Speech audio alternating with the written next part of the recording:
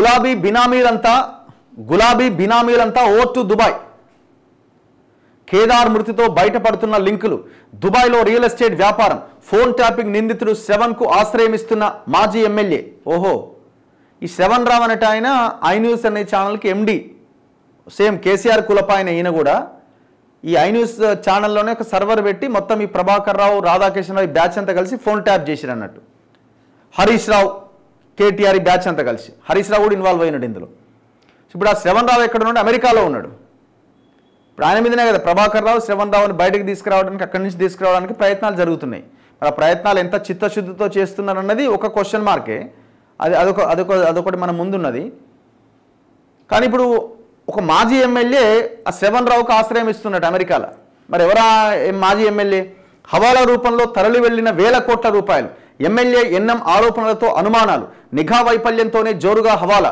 వారం క్రితం 90 మంది బీఆర్ఎస్ లీడర్లు అక్కడే. హైదరాబాద్కు వచ్చినంత ఈజీగా దుబాయ్కి వెళ్తున్న గులాబీ నేతలు.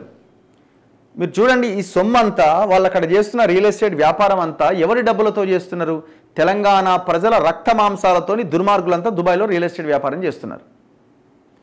ఈ కేదార్ అంటే ఆయన ఇంకా చాలామంది ఇట్లాంటి బినామీలను అక్కడ పెట్టుకొని ఇక్కడ ఉన్న డబ్బులను తీసుకుపోయి అక్కడ ఇప్పుడు సినిమా హీరోలు కూడా ఇందులో ఇన్వాల్వ్ అయినారట. సినిమా హీరోలు కూడా జనాలు టికెట్ కొని సినిమా చూసి మీకు డబ్బులు ఇస్తే ఆ డబ్బులు ఏడ ఖర్చు పెట్టాలా? మీరు ఇక్కడ ఏమైనా కొనుక్కున్నా ఉత్పత్తి అవుతుంది, రొటేషన్ అవుతుంది. మీరు పోయి విదేశాల్లో దాచుకుంటే, విదేశాల్లో ఖర్చు పెడితే ఎవరికి ఉపయోగం?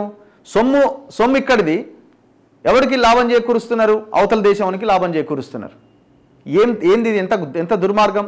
మరి డబ్బులు ఎట్లా పోతున్నాయి దేశం దాటి? కేంద్రం ఏం చేస్తున్నది? రాష్ట్ర ప్రభుత్వాలు ఏం చేస్తున్నాయి?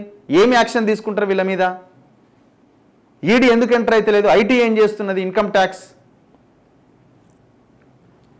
తెలంగాణలోని బీఆర్ఎస్ సొమ్మంతా దుబాయ్కి చేరుతోందా అంటే అవుననే అంటున్నారు కాంగ్రెస్ నేతలు. డ్రగ్స్ కేసులో నిందితుడు కేదార్ దుబాయ్లో చనిపోయే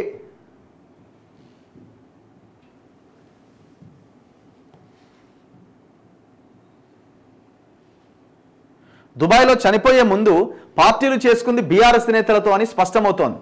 నిజామాబాద్ మాజీ ఎమ్మెల్యే షకీల్ అక్కడ అన్ని దగ్గరుండి చూసుకుంటున్నారని ఆరోపణలున్నాయి.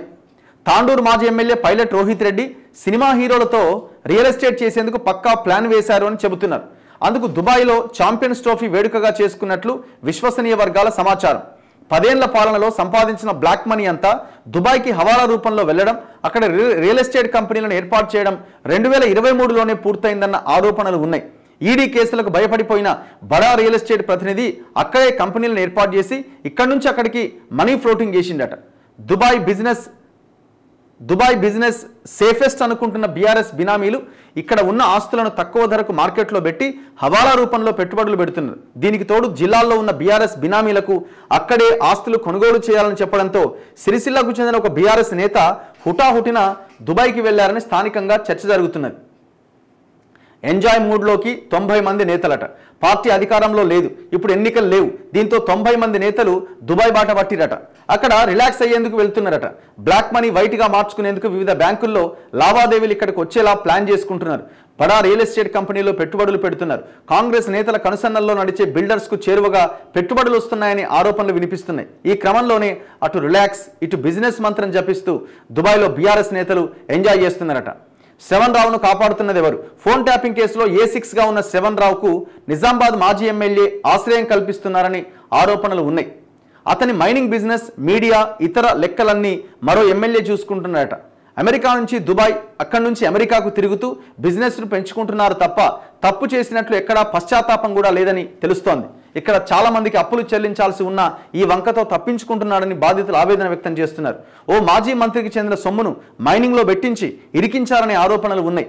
వీటన్నింటికీ రక్షణగా ఒక మాజీ ఎమ్మెల్యే ఉండడం ఆశ్చర్యానికి గురి చేస్తోంది. ఇది ఎంక్వైరీ చేస్తే ఇది తెలియదా అండి? ఇక్కడ గవర్నమెంటు, కాంగ్రెస్ గవర్నమెంట్, ఆడ భారతీయ జనతా పార్టీ కేంద్రం. మరి వీళ్ళు ఎంక్వైరీ చేస్తే విషయాలన్నీ బయటికి రావా? ఎన్ఎం శ్రీనివాసరెడ్డి గారితో మాట్లాడదాం.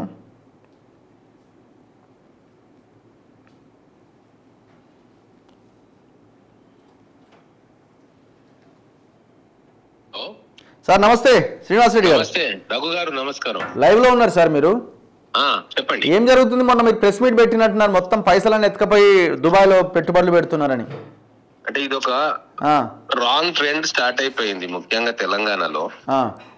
ఇక్కడ రియల్ ఎస్టేట్ వ్యాపారంలో, మిగతా వ్యాపారాల్లో, లేదా కాంట్రాక్ట్ లో ఇచ్చిన కమిషన్లు కావచ్చు, లేదు రేట్ ఎన్హాన్స్మెంట్ చేసుకొని ఉన్నోళ్ళు కావచ్చు, వాళ్ళందరూ ఇక్కడ కొద్దిగా స్లంప్ వచ్చిందన్న భావనతోటి మొత్తం డబ్బులు తీసుకొని పోయి విదేశాల్లో ఇన్వెస్ట్ చేస్తా ఉన్నారు. ముఖ్యంగా గతంలో అధికారంలో ఉండి ఆ సిస్టమ్ తోటి లాభ పొందిన వాళ్ళందరూ కూడా అధికారం మారింది కాబట్టి ఇక్కడ మాకు ఇబ్బంది అని చెప్పి పోతా ఉన్నారు. నాకు తెలిసి నాకున్న సమాచారం ప్రకారంగా దాదాపు 10,000 కోట్ల రూపాయలు ఈ తెలంగాణ రాష్ట్రంలో పెట్టుబడులు పెట్టాల్సిందో, లేకుంటే ఇక్కడ ప్రాంత ప్రజలకు చెందాల్సిన డబ్బు వ్యాపారాల పేరు మీద హవాలా రూపంలో బయటికి పోతా ఉంది. 10,000 crores. 10,000 crores. నేను ఆ డిపార్ట్మెంట్ లో పనిచేసిన కాబట్టి నాకు అనుభవం ఉంది. అంచనా 10,000 కోట్ల రూపాయల దాకా పోతుంది.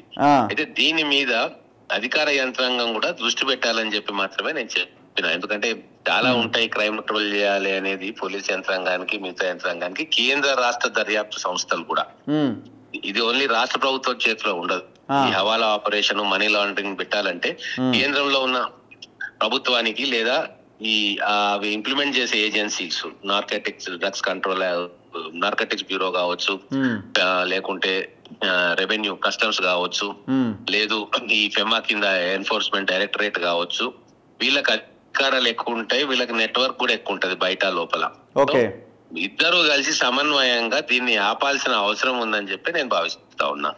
దీంతో అక్రమార్కులు ఎవరున్నారు, అడ్డగోలుగా ఎవరు సంపాదన చేసినారు, చేసిన తర్వాత దాన్ని విదేశాలకు ఎట్లా తీసుకుపోతున్నారు, దీన్ని కూడా మనం కొద్దిగా తెలంగాణ ప్రజలు కూడా తెలుసుకోవాల్సిన అవసరం ఉంది. స్టేట్ గవర్నమెంట్ లో మీరే ఉన్నారు కదా, మరి మీరు కంప్లైంట్ ఇచ్చి కేంద్రం మీద ఇప్పుడు ఐటీ ఈడీలు ఎంటర్ అయ్యేలాగా మీరు రిక్వెస్ట్ పెట్టొచ్చు కదా.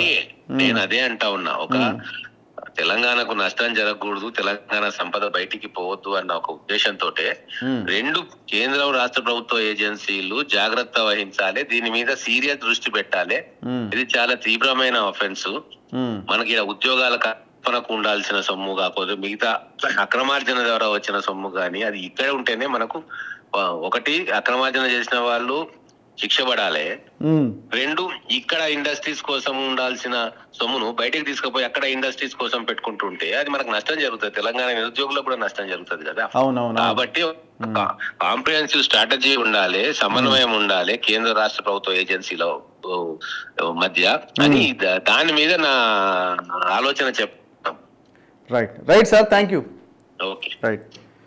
సో ఏదేమైనా ప్రభుత్వాలు అనుకోవాలి, ఇటు రాష్ట్రము అటు కేంద్రము అనుకుంటే ఇట్లాంటి విషయాల నుంచి ఏదైనా ఒక అవుట్కమ్ రావడానికి అవకాశం ఉంటుంది. ఇది ప్రజల సొమ్ము ఒక రకంగా చెప్పాలి. సరే, వాళ్ళు రకరకాలుగా సంపాదించింది అయినా దేశం దాటించే హక్కు వాళ్ళకి ఎక్కడిది? దేశం దాటించే హక్కు వాళ్ళకి ఎక్కడిది? హవాలా రూపంలో వాడు ఫోన్ ట్యాపింగ్ చేస్తాడు, మంది ఫోన్లు వింటాడు, వాడు మళ్ళీ అమెరికా నుంచి దుబాయ్కి, దుబాయ్ నుంచి అమెరికాకు ప్రయాణం చేస్తున్నాడట. ఎంజాయ్ చేస్తున్నారు వాళ్ళు. అరే, ఒక దేశంతో సంబంధాలు, వాళ్ళని బయటికి అక్కడి నుంచి తీసుకురావడానికి కూడా మీకు అవకాశం దొరకలేదా?